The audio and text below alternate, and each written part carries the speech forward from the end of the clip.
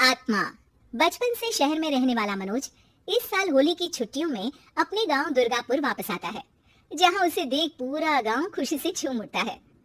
जब गया था तब इतना सा था और अब देखो कितना बड़ा हो गया है। हाँ सरपंच जी, जब मैं गया था तब आप भी बहुत जवान थे और अब देखो कितने बूढ़े हो गए हैं आप। चला चलो बढ़िया है, बच्चा घर वापस आ गया। इसी खुशी में आज रात पार्टी होगी। क्या बात है, गांव में भी पार्टियां होने लगी। वैसे अगर पार्टी की बात है तो आज क्यों सीधा होली पार्टी करते हैं। होली पार्टी की बात सुन चहल पहल में अचानक सन्नाटा छा जाता है, जिसे देख मनोज को कुछ अजीब लगता है, लेकिन तभी सरपंच बात पलट देता है। अब बहुत देर हो गई, चलो सब अपने घर चलो, पार्टी के बारे में कल सोचेंगे। मनोज भी मम्मी पापा के साथ घर आ जाता है, पर होली पार्टी और उस पर पूरे गांव की खामोशी वाली बात अभी तक उसके जहन से निकलती नहीं। पापा, होली पार्टी की बात पर सब चुप क्यों हो गए थे? अरे होगी उनकी कोई अपनी बात, मुझे गांव की पंचायत ही थोड़ी पता है। थक गया हूँ, चलो सो जाते हैं, कल बात करते हैं। पापा की बात मानते हुए मनोज भी सोने चला जाता है। आज तो छुपा लिया, लेकिन हफ्ते बाद जब होली का दिन आएगा तब इसे कैसे रोकोगे? अगली सुबह सूरज के साथ ही मनोज भी गांव घूमने निकल जाता है, जिस पर रास्ते में उसे अपनी ही उम्र के कुछ लड़के भी मिलते हैं, जिनसे दोस्ती कर अब वो उनके साथ घूमने लगता है। इसी तरह कुछ दिन बीत जाते हैं और होली नजदीक आने लगती है। दोस्तों, होली में 4 दिन ही बचे हैं, पर गांव में उसकी कोई तैयारियां क्यों नहीं दिख रही? क्योंकि यहाँ होली नहीं मनाई जाती। अरे पर ऐसा क्यों? वो राजा भूषण। अरे तुम 4 दिन के लिए आए हो, क्या इतना सोच रहे हो? चलो कुछ खाने चलते हैं। इसी के साथ एक बार फिर होली की बात को टलते हुए देख मनोज को शक होने लगता है। वो घर पहुंचते ही इंटरनेट पर अपने गांव और राजा भूषण के बारे में जानकारी निकालने लगता है। क्या? मुझे आज तक ये नहीं पता था। ऐसा कैसे? किसी ने मुझे कुछ बताया क्यों नहीं? सारी जानकारी लेने के बाद मनोज गांव वालों या अपने मम्मी पापा से कुछ पूछे बिना खुद ही उसकी सच्चाई के बारे में छानबीन करने लगता है, जिसके चलते वो राजा भूषण की हवेली में पहुंचता है।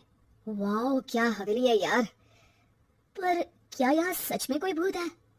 हेलो बुज्जी, कोई है क्या? हम इस साल गांव में होली सेलिब्रेट कर रहे हैं, क्या आप उस पर थोड़ा इंटरव्यू देंगे?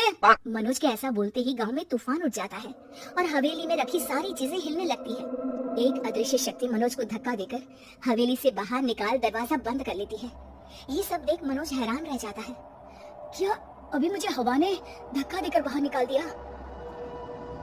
मेरे होते हुए इस गांव में कभी होली नहीं बन सकती, इसलिए दोबारा ऐसी कोशिश भी मत करना, अंजाम बुरा होगा। आवाज सुन मनोज हैरानी से इधर उधर देखने लगता है, पर उसे कोई दिखाई नहीं देता। वो गांव वापस आ जाता है, जहां तूफान की वजह से सब कुछ तहस महस हो चुका होता है। आखिर ये तूफान आया कैसे? ना ऐसा कोई मौसम था और ना ही हमने होली का त्योहार मनाने की बात की थी। सरपंच की बात पर कोई रिएक्शन दिए बिना मनोज चुपचाप अपने घर चला जाता है। इस तरह देखते ही देखते होली का दिन भी आ जाता है और मनोज रंग लेकर गांव में निकल जाता है, लेकिन गांव पूरी तरह खाली होता है। अरे त्योहार का दिन है, धूमधाम की जगह मातम क्यों मनाया हुआ है? मनोज की आवाज सुन सब अपने घर की खिड़कियां खोल के घर के अंदर से ही उसे वापस जाने के लिए कहने लगते हैं, पर वो किसी की नहीं सुनता। तुझे पहले भी समझाया था, अगर होली खेलने की कोशिश भी की तो अच्छा नहीं होगा। अरे बात मान लो बेटा, तुम्हें सच नहीं पता। मुझे सब पता है, सालों पहले इस राजा ने एक अंधविश्वास फैलाया और आप लोग आज तक उसे मानते आ रहे हो।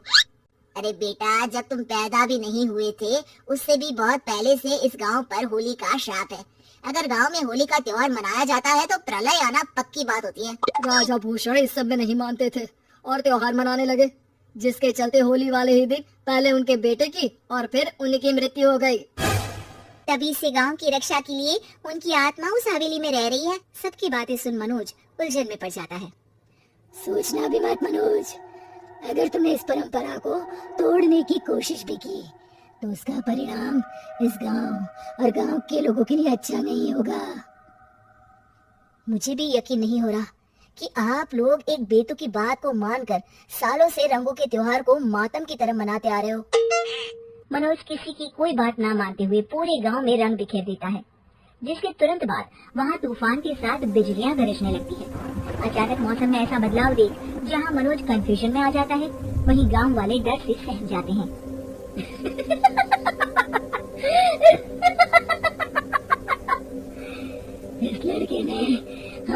वजह से सिर्फ अपने स्वार्थ के लिए नहीं बल्कि पूरे गांव की खुशियों के लिए यहाँ होली मनाई है, जिस वजह से अब इस गांव पर होली का शाप टूटता है। ऐसा बोलकर राजा का भूत वहाँ से गायब हो जाता है, जिसके बाद गांव के लोग धूमधाम से होली मनाते हैं। खुशियों के रंग गांव में बिखरे ही होते हैं कि अगली सुबह अचानक मनोज कहीं गायब हो जाता है और एक बार फिर गांव में होली का नया राज शुरू हो जाता है।